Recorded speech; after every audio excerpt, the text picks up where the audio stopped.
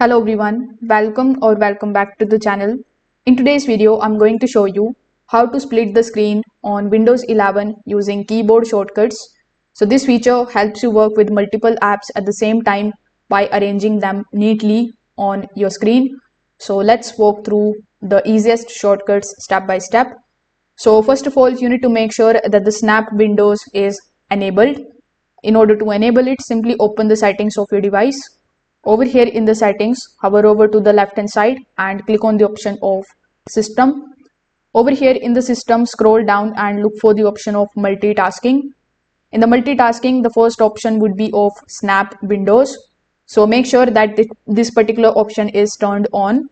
This option allows Windows to automatically arrange the apps on your screen. So now let's take a look at the main shortcuts over here.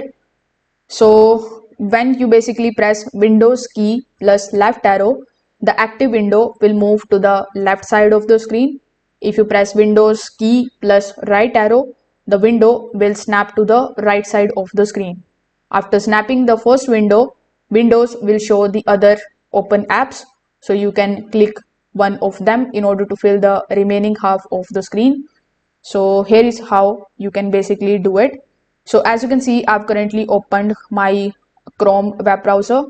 So here if I basically use my mouse and drag it something like this, on the top it is showing me a bunch of different splitting layouts. It has two sections, left and right, then we have three sections, then we have four sections.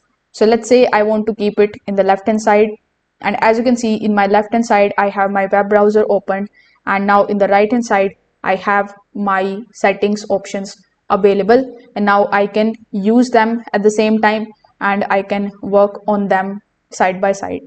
So that's how basically you can split the screen on Windows 11. If this video helped you out, make sure that you like this video and subscribe to the channel. Thanks for watching.